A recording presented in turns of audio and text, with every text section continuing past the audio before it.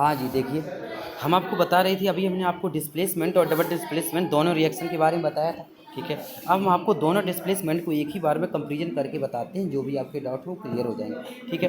तो सबसे पहला आपको यहाँ पर जो दिखाई दे रहा है उसका नाम क्या है? सबसे पहले आपको दिखाई दे रहा है जो जो आपका यहाँ पर लिखा है वो है डिस्प्लेसमेंट रिएक्शन, ठीक है। डिस्प्लेसमेंट रिएक्शन यानी विस्थापन अपक्रिया है, तो इसके बारे में डेफिनेशन हम बता चुके।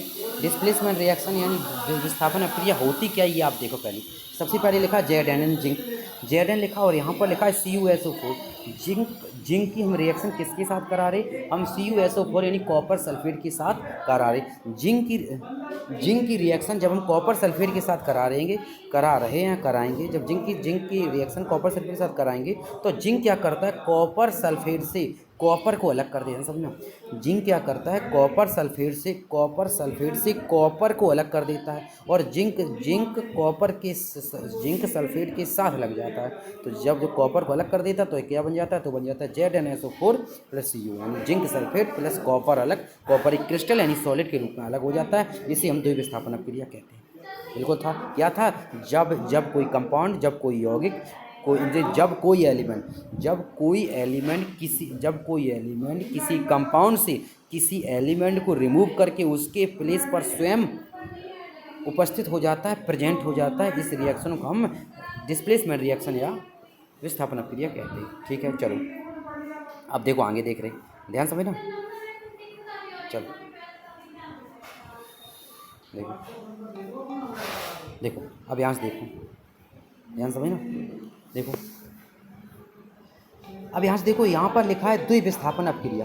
क्या लिखा है? द्विविस्थापन। डबल डिस्प्लेसमेंट हमने बताया था दोनों ही कंपाउंड होंगे, उन दोनों ही यौगिक होंगे, उन दोनों यौगिकों में से एक एलिमेंट निकल के एक दूसरे में चला जाएगा। एक कंपाउंड का, किसी यौगिक का, उसमें से कोई एलिमेंट निकल के दूसरे यौगिक में चला जाएगा और उस यौगिक का एक एलिमेंट निकल के किसी दूसरे कंपाउंड में चला जाएगा। इस रिएक्शन को हम क्या बोलते हैं? द्विविस्थापन अपक्रिया, यानी इस रिएक्शन को हम द्विविस्थापन अपक्रिया या डबल डिस्प्लेसमेंट रिएक्शन कहते हैं। क्लियर? चलो, द्विविस्थापन अपक्रिया यानी डबल डिस्प्लेसमेंट रिएक्शन कहते हैं।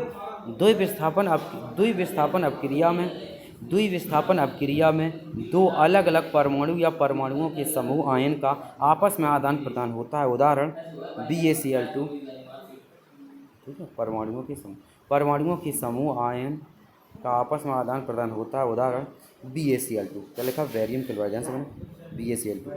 BaCl2 plus Na2SO4 sodium sulphate. और BaCl2 यहाँ पर देखो, यहाँ पर एक जो थोड़ी टाइपिंग मिस्टेक हो गई है, यहाँ पर हमने एरो नहीं लगा पाया, यानी =, यानी टाइपिंग नहीं हो पाया, ठीक है।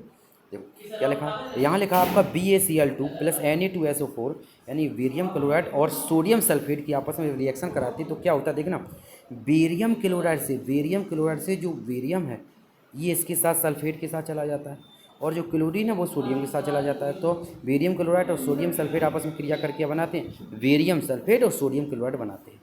क्या बताया हमने? जो Ba था वो सल्फेट के साथ, जो Na था वो Cl के साथ बन जाता है। तो इस प्रकार रिएक्शन जब हमने बताया, ये एक कंपाउंड है, इस कंपाउंड का एक एलिमेंट इस दूसरे कंपाउंड के साथ और दूसरे कंपाउंड का एक एलिमेंट पहले कंपाउंड में मिल जाता है, इस रिएक्शन को हम बोलते हैं डबल डिस्प्लेसमेंट यानी द्विविस्थापन अपक्रिया कहते हैं। क्लियर है? अब तो बिल्कुल दोनों, अब तो रिएक्शन में दोनों रट गई होंगी एक साथ।